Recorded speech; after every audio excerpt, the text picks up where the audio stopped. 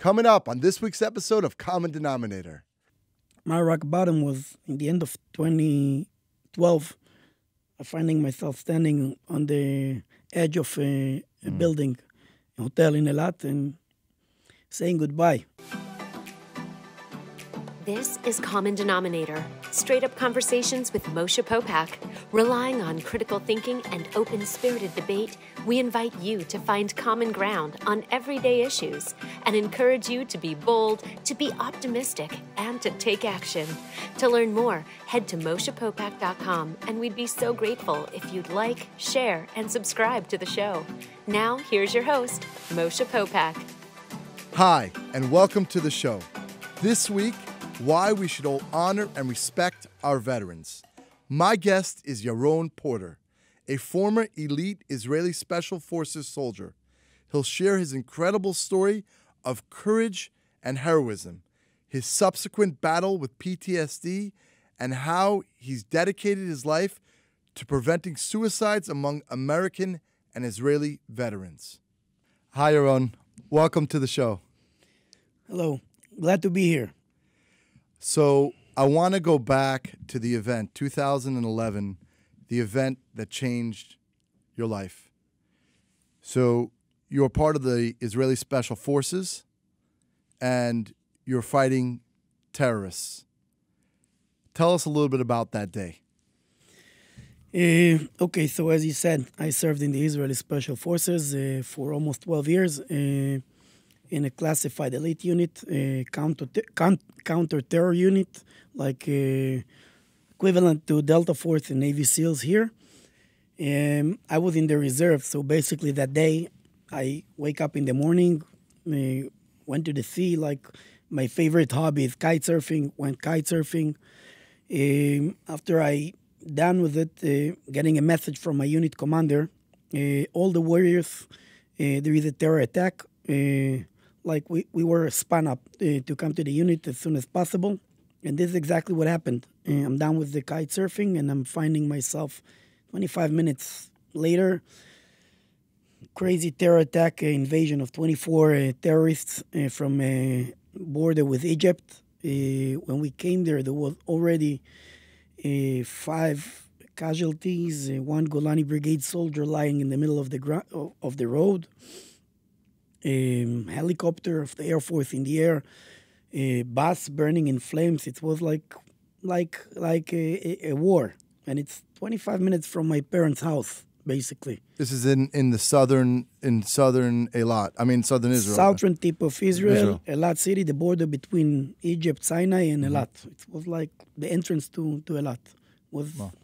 Yep. And finding myself with my vest, with my gear, with my weapon, and my bathing suit is still wet under my uniform. I have uniform in my car because I need to be like prepared to any situation. And I'm finding myself fighting with terrorists. And when I look behind my back, I can see the Eilat Bay. I can see like this is my city behind me. It's very different than the American army here. In Israel, basically, we're literally protecting our families. Like you have zero room for errors. If you make a mistake, if they pass me and my team, next stop is the city. Right. I know. Right. So just in reference to like the U.S., right, unless it was September 11, right? Yeah. Except for September 11, to your point, it's the U.S. is always abroad, right? Yes. And we have oceans in the way. But here in Israel, if there's a situation, right, and you don't stop the situation, they're continuing to coming directly to your family, right? And I do lots of lectures, and I work with veterans here, with American and students, and like motivational speaking, and I try to explain them, and it's hard for them to grasp it, but I tell them, like, think New Jersey is attacking Manhattan, and you need to protect Manhattan, and your families are behind you. This is just like that. Right. So you go on. So you have your wet bathing suit, as you're saying. You have your gear on, and you find yourself right there, basically on the battlefield of the situation. So what's going on in your mind at that time?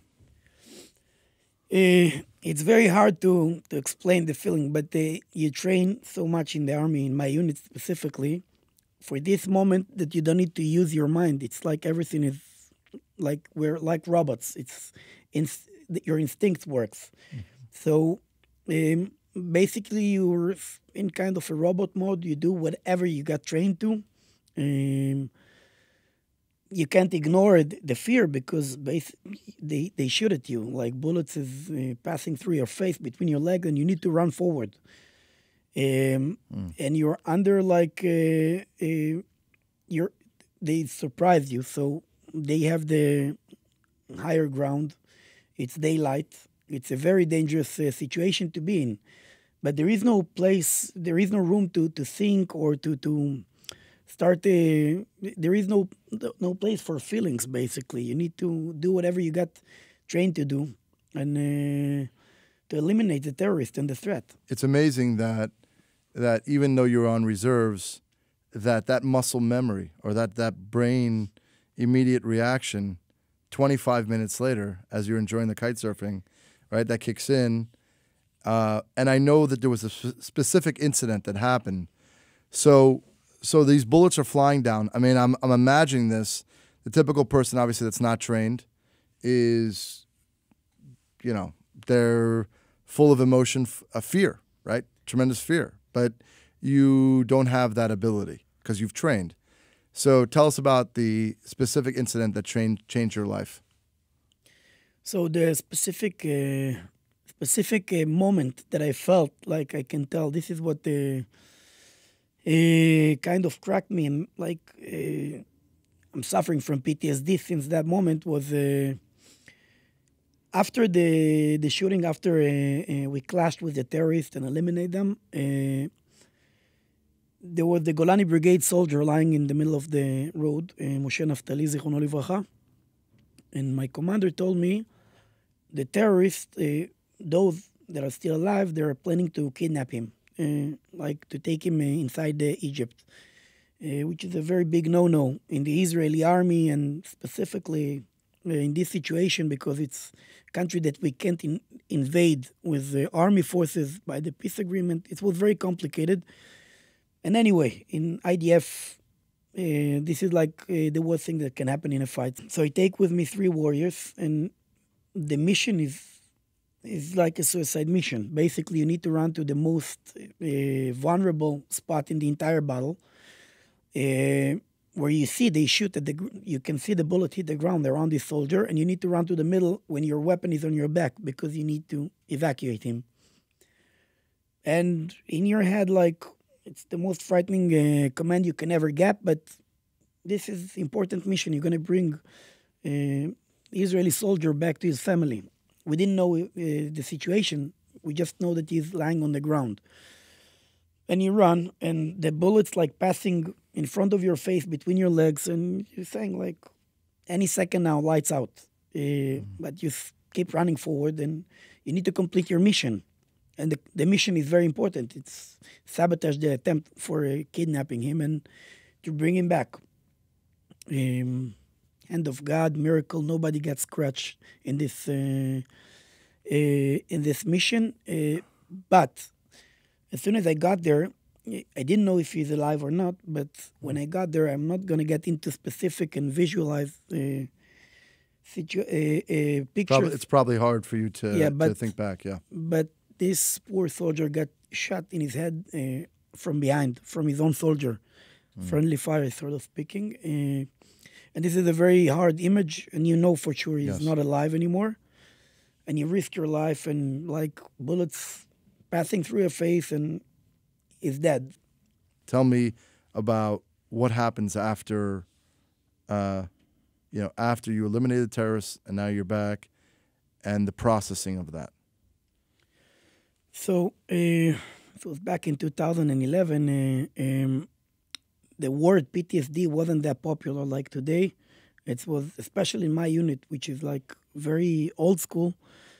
You don't talk about PTSD. It's people from Lebanon were in Lebanon too. So I'm starting. You go back to your life. Like you have your private life. My business is in Eilat, and you go back, and the end of these 2 days after we're done with the terrorist and everything, like team leader and the unit commander tell us, guys, good job, you performed well. See you in 2 weeks in the shooting range, and that's it. No pep talk, no. If anyone need to talk about anything, which I can understand. A unit like mine's supposed to be tough, but then you go back. And I used to own nightclubs and restaurants and stuff like this. And I go to my club, and everybody are dancing and having fun. And it was like, it was too much for me. Like one day before, like half of you was supposed to be injured, like in this terror attack, if we wouldn't stop it, and nobody know. But this is exactly what my unit purpose is. We will do whatever we need to do over there. We'll go through hell, so they can continue dancing and don't feel the threat. And day by day, things starting to be very difficult. I'm starting to have nightmares, anger issues, rage attacks, and stuff like this. And I couldn't put my finger what is happening to me and why. Because of your ego and the way you trained in special forces, so you will never think that something wrong with you, or you became soft, or you became cracked, or something like this. So you say, nah, it's just it will pass. It's nothing. So you don't treat yourself, and you don't take care of this issue, and things are starting to fall apart when you don't do anything. Right.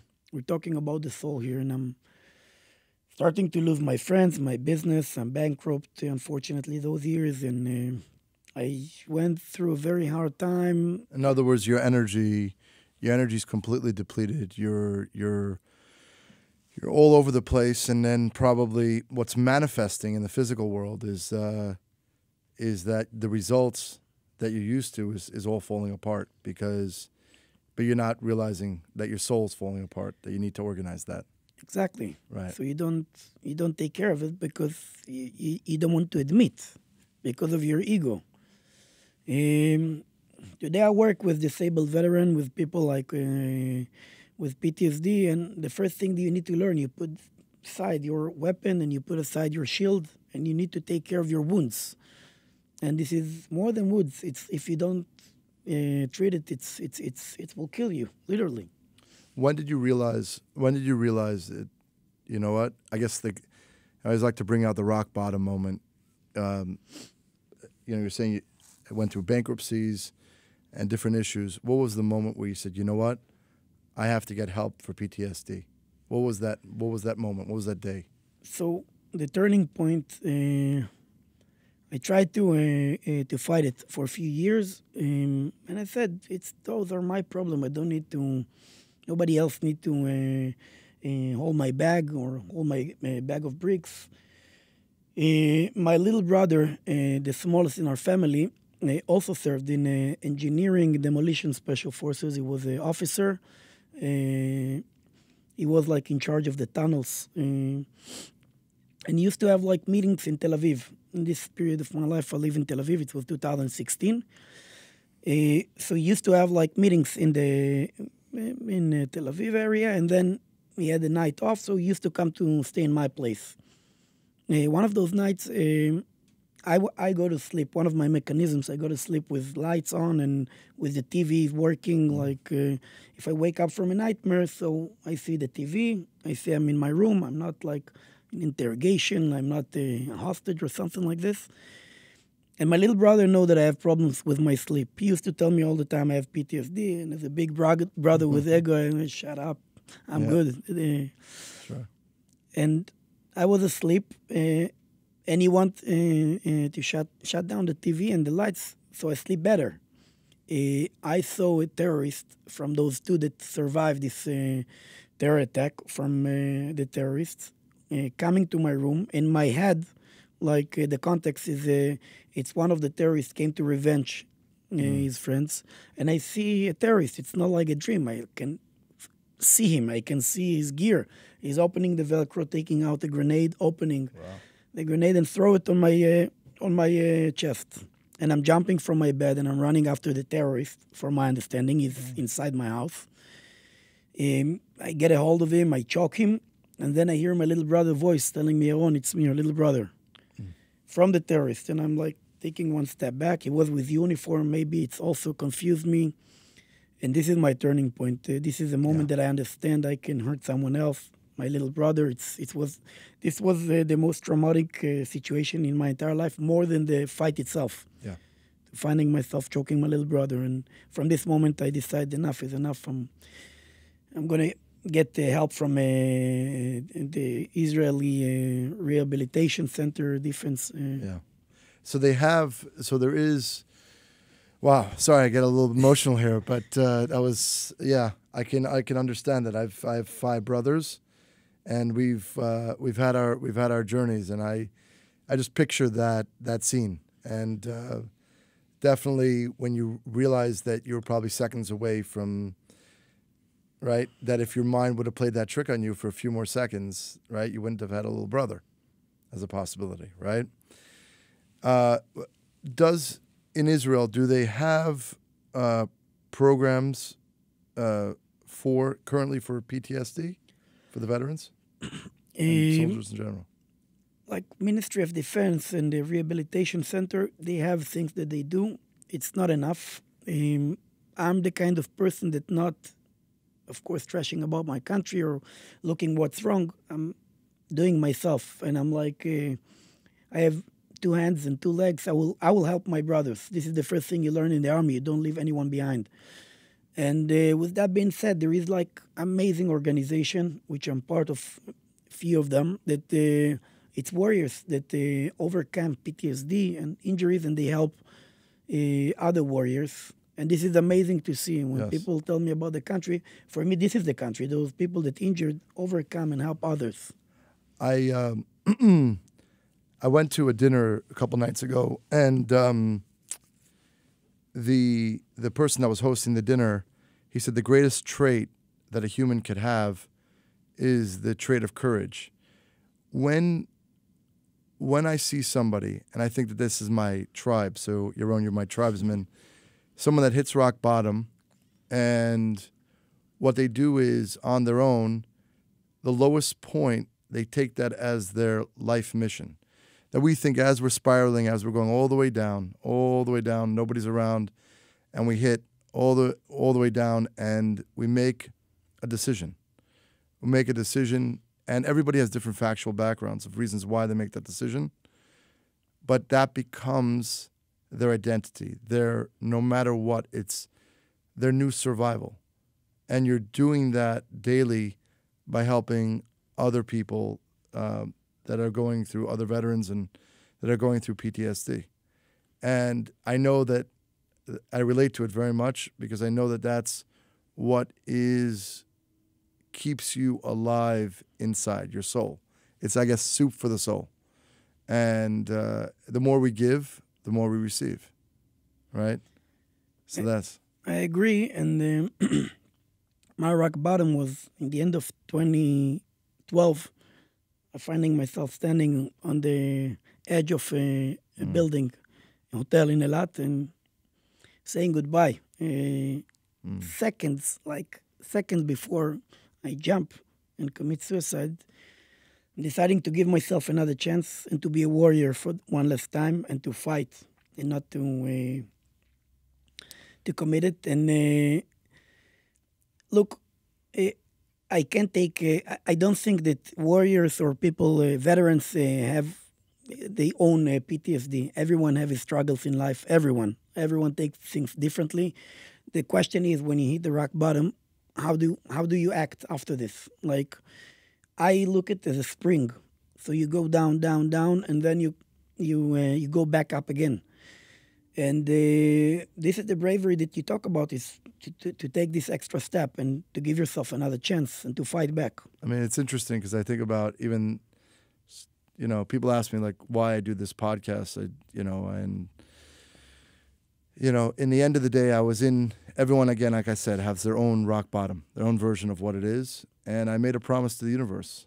And my hope is that through stories like yours and other guests that I have, that my hope is that we bring out the catalyst or the dendrite. This always starts with a thought in the mind for people to, because we're all human, for people to continue to fight, to live, to inspire them, trying, and the more person by person, hopefully we can do that. Do you think the U.S. and Israel is doing enough in general to help our veterans? So I saw the same thing in both countries. First of all, there is lots of cooperation. There is organizations that are mixed. Israeli veterans and American veterans, and the bond is very strong. Also, when we train together, the Israeli and American Special Forces, and also in those organizations. The thing that I see most of the time, both countries, they do, but not enough. It's not covering the entire treatment that a disabled veteran is supposed to get. But just like in Israel, also here, there is like values that warriors have that they like educated by them that they will help their brothers. They will have business, they have stuff, but they will always help people that injure or left behind financially, like PTSD, stuff like this. And it was amazing to see. I work with the organization here that also do the same like in Israel, that work with disabled veterans. And whatever the government and the country don't do, like warriors do usually. Yeah. And good people and a community. And it's nice to see it. What would you say is your favorite story of a veteran that you were able to, with your story, with your help, something that really sticks out in your mind of a person that was going through kind of a really hard time, a veteran that you really connected with and really helped them out? I have plenty of stories. We're gonna need another podcast for this one. But I will talk about one story that it's part of my own story. It's like closing a circle for me. The soldier that shot his commander in the terror attack, the guy that I was evacuating, I tracked him a few years ago when he was in a very, very bad shape. I was managed to connect him to a few organizations, got him his benefits, and basically to save his life. Let's say that we got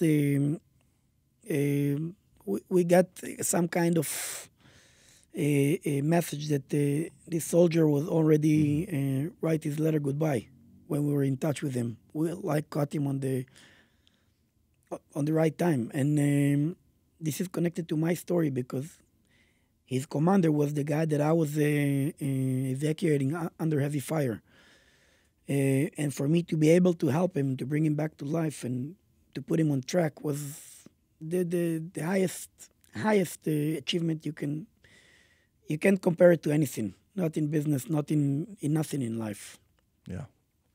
That's I can understand that, and then that was there that day, connecting. I could definitely see that. I want to go to a little bit of a lighter note.